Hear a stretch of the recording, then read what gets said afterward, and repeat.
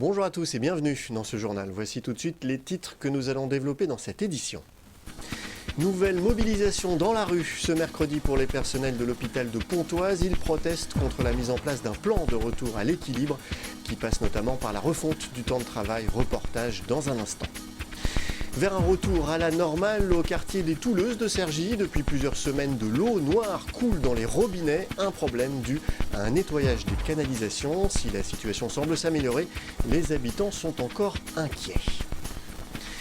Nouvelle manifestation pour les personnels de l'hôpital de Pontoise. Ils étaient 250 à défiler dans les rues ce mercredi à l'appel de l'intersyndicale. Ils protestent contre la fin de certains avantages non réglementaires selon la direction et la mise en place d'un plan de retour à l'équilibre financier. Le reportage de Florian Philippe. Ils ont défilé dans les rues de Pontoise pour exprimer leur mécontentement. Selon les forces de l'ordre, 250 personnels de l'hôpital de Pontoise ont répondu à l'appel de l'intersyndicale, le point d'orgue de plusieurs semaines d'action. Mais pour l'instant, les négociations sont toujours au point mort avec la direction. C'est la dernière des actions qu'on avait décidé de mener, donc le 16 novembre, puisque normalement c'était la fin des négociations annoncées par M. Herrera, notre DRH. Donc il voulait mettre en place au 1er janvier 2017 le plan de retour à l'équilibre avec notamment tout ce qui impacte le personnel. On n'en est nulle part, c'est-à-dire que pour l'instant, M. Herrera d'une part a dit que tout était réglementaire et qu'il n'y avait rien à négocier, et d'autre part, nous, l'intersyndicale, on a décidé effectivement de ne pas négocier dans ces conditions-là. Suite à l'annonce d'un déficit financier important de l'hôpital, il dénonce l'augmentation du temps de travail la nuit et la non-rémunération des temps de repas au 1er janvier prochain. Des avantages non réglementaires pour la direction qui peuvent conduire à la suspension des payes par le trésorier indépendant de l'hôpital. Les syndicats s'inquiètent également d'un plan de retour à l'équilibre. La direction assure qu'il n'y aura pas de suppression d'emplois et invite les représentants du personnel à négocier. Ce plan de retour à l'équilibre doit se négocier avec les syndicats, mais il faut que chacun prenne ses responsabilités. C'est-à-dire que si on est aujourd'hui à moins 8 millions d'euros en structurel, en gros, c'est la fourchette sur laquelle on devrait être en déficit structurel, il faut bien qu'on aille retrouver ces 8 millions d'euros quelque part. Donc une partie sur un travail pour économiser les charges, et une partie sur un travail pour récupérer les recettes qui nous sont dues. Le directeur indique avoir rencontré plus d'1 millier de personnes lors d'assemblées générales pour informer les agents de la situation de l'hôpital. Il assure qu'ils comprennent les efforts à fournir pour le bien du centre hospitalier. Le prochain conseil de surveillance, le 9 décembre prochain, s'annonce déterminant pour renouer le lien entre syndicats et direction. Politique, en bref, 156 bureaux de vote seront ouverts dans le Val d'Oise ce dimanche à l'occasion du premier tour des primaires de la droite et du centre. Ces bureaux seront ouverts de 8h à 19h et seront tenus par près de 1000 bénévoles. Attention, les lieux de vote ne correspondent pas forcément aux bureaux de vote habituels pour les élections traditionnelles. Vous pouvez consulter l'ensemble des bureaux de vote du département sur notre site internet vonews.fr. Il devrait enfin retrouver une eau claire et translucide. C'est en tout cas ce qu'annonce Veolia. Ces dernières semaines, l'eau des riverains du quartier des Touleuses de Cergy était fréquemment colorée. Un problème dû à un nettoyage des canalisations sans danger, assure Veolia et l'agglomération. Mais pas de quoi rassurer les habitants. Les explications d'Angélique Boilet. Ce mercredi matin, l'eau qui sort du robinet d'Alexandre semble normale. Mais cela n'a pas toujours été le cas. Ces dernières semaines, son eau ressemblait plutôt à ça. De l'eau marron, voire noire par moments. Alors voilà les différents prélèvements que j'ai pu réaliser au cours des dernières semaines.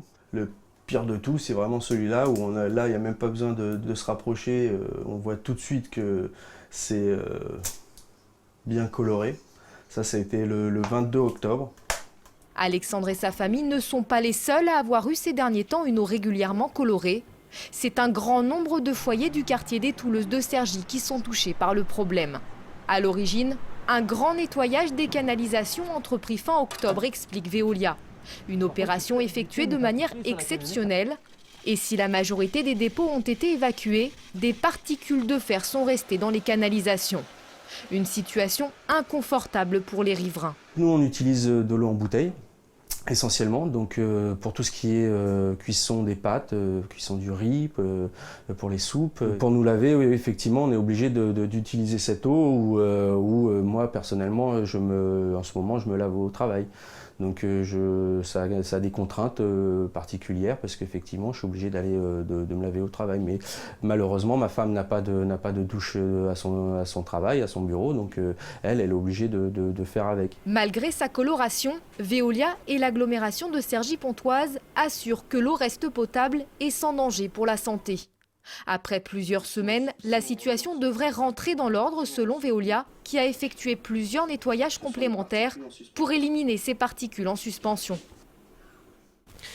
Voilà, ce journal est terminé. Je vous en rappelle le principal titre. Nouvelle mobilisation dans la rue ce mercredi pour les personnels de l'hôpital de Pontoise. Ils protestent contre la mise en place d'un plan de retour à l'équilibre qui passe notamment par la refonte du temps de travail. 250 personnes ont défilé dans les rues de Pontoise. Merci d'avoir suivi ce journal. N'oubliez pas que l'info continue sur notre site venews.fr. À demain.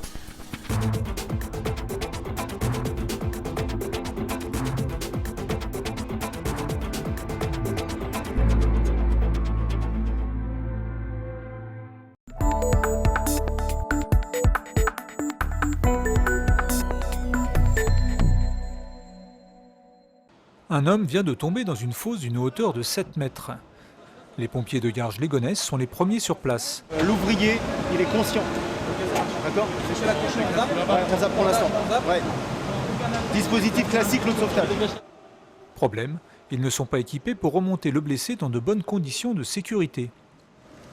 C'est là qu'interviennent les pompiers du Grimpe, le groupe de reconnaissance et d'intervention en milieu périlleux. On est en présence d'une personne ayant chuté dans une excavation, environ 10 mètres, en urgence absolue, polytraumatisée, en cours d'abordage et de médicalisation. L'objectif, c'est de remonter cette personne qui est en bas d'un bassin de décantation vide, c'est de le remonter en position horizontale et allongée. Grande hauteur ou cavité souterraine, cette unité spécialisée est appelée quand les moyens classiques ne peuvent plus intervenir. Les premiers à intervenir, ce sont les pompiers classiques, pour porter les premiers secours à la victime. Et ensuite, comme en l'occurrence c'est une victime polytraumatisée, il va falloir descendre, il va falloir remonter avec toutes les précautions possibles, il faut que ce soit le Grimpe qui le fasse. Le blessé attaché dans cette barquette n'est pas une vraie victime. Nous sommes dans le cadre d'un exercice en conditions réelles entre les pompiers de Garges-les-Gonesse et le Grimpe 95. But de la manœuvre, apprendre à travailler ensemble et éviter les éventuelles rivalités entre services classiques et spécialisés. D'où l'intérêt de l'organisation de ce type de manœuvre, où les gens apprennent à se connaître, à travailler ensemble, et justement à arriver à faire fi de cette petite compétition qui peut naître entre nous, on est les spécialistes, vous faites l'abordage, les réactions immédiates, et nous on prend le relais derrière. On a vu que en fait, ils arrivaient à travailler de concert dans l'intérêt de la victime. On vérifie l'ensemble du dispositif. Pour le Grimpe, ces exercices sont importants.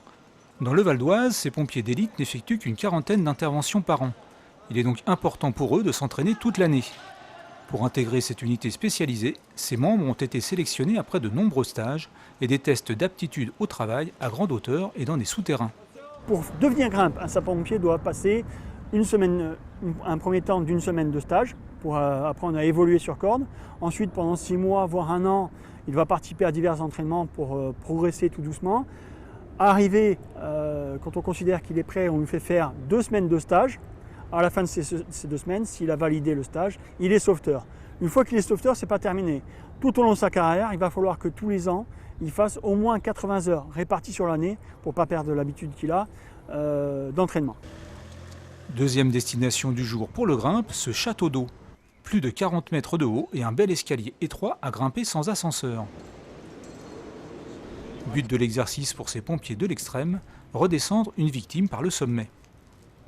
Là encore, ils sont les seuls à pouvoir intervenir. Même en exercice, la concentration et la précision sont indispensables. La moindre erreur peut être fatale. À cette hauteur, même pour ces habitués du vide, les émotions sont au rendez-vous. Il y a une part d'adrénaline qui fait partie du plaisir, hein, bien sûr. Bien sûr. Surtout sur des hauteurs comme celle-ci, là, je vous ai annoncé qu'il y avait à peu près 45 mètres de hauteur. Sur le Val d'Oise, c'est très rare qu'on aille à des hauteurs aussi hautes. Généralement, c'est des interventions, des évacuations d'appartements. Et maximum, on va à 8-10 étages, quoi. Donc, ce qui représente maximum 30 mètres, ou la hauteur d'un moyen aérien, quoi. Donc c'est toujours intéressant pour nous de travailler avec. Plus de 20 ans après sa création, le Grimpe du Val d'Oise comprend une quarantaine de pompiers répartis sur les casernes d'Auny et d'Aubonne. Il est 10 h du matin et ses écoliers sont en plein cours, mais leur professeur du jour est un peu particulier. Il s'appelle Johannes Pramsoller et c'est un violoniste professionnel. Si Johannes vient jouer du violon et parler de son art dans une école d'Herblay, ce n'est pas par hasard. Son intervention fait partie d'un programme de sensibilisation à la musique classique et à l'art lyrique, voulu par la ville depuis une vingtaine d'années. La sensibilisation à l'art lyrique, elle ne date pas d'aujourd'hui. Il y a une vingtaine d'années, l'État s'est alarmé du fait que l'art lyrique était peut-être réservé à une élite. Herblay a suivi le courant qui consistait à dire non, ça n'est pas réservé à une élite. Nous allons former nos enfants à cet art lyrique, à la musique classique, parce qu'il y a des musiques auxquelles ils n'ont pas forcément facilement accès, tout le monde ne va pas au conservatoire. Donc c'était un choix délibéré de la ville d'Herblay de pouvoir rendre cette musique accessible. Pendant 1 heure, Johannes va jouer, parler de son instrument, de son métier, et surtout de l'œuvre qui sera jouée au mois d'avril, Athalia, de Georg Friedrich Händel. Johannes y tient une place importante, il est le premier violon, mais c'est aussi le créateur de l'orchestre qui jouera cet oratorio, l'ensemble Diderot. Cette œuvre sera le point d'orgue de cette sensibilisation. Les 11 classes de la ville qui participent au projet assisteront à une représentation au théâtre Roger Barra. Ce projet musique et oratorio est important pour les enfants parce que ça leur permet d'avoir une ouverture sur un monde qu'ils connaissent peu, l'opéra. Ça leur permet de travailler sur les instruments de musique qu'ils connaissent peu, sur des compositeurs peu connus, Georg Friedrich Händel et d'autres. Et puis surtout, ça leur permet 2 fois dans l'année de visiter l'opéra, de visiter le théâtre Roger Barra, qui nous accueille gentiment cette année pour le projet Oratorio. Johannes est venu avec 2 violons, un moderne et une antiquité de plus de 300 ans. Créé en 1712, c'est sur ce violon à la sonorité exceptionnelle qu'il joue en concert et devant les enfants. Passionné par son métier, Johannes aime avant tout transmettre. Je joue toujours pour transmettre quelque chose. Et si après il y a 2 ou 3 ou 1 dans une classe qui grâce à ça décide de faire la musique, super. Mais c'est pas le but. Je crois que c'est pas le but de recruter du public non plus. C'est juste de leur expliquer que ça existe aussi. Il n'y a pas que la musique pop qui est cool, mais aussi de la musique classique. Et en fait, ils font pas du tout de différence. Ils apprécient beaucoup quelque chose fait à la main, en fait. Ils sont fascinés par quelqu'un qui joue d'un instrument. Ça fait bizarre parce que j'ai jamais vu un violoniste aussi fort. Quand la personne montre qu'on fait d'un instrument, ça donne plus aux gens envie de faire. Ça dégage des sentiments, on peut s'exprimer avec. Et j'ai envie d'essayer de faire de la musique. Chaque année à Herblay, des centaines d'écoliers sont sensibilisés à l'art lyrique et à la musique classique. Une façon d'ouvrir leur sens à d'autres genres musicaux, et le travail semble porter ses fruits.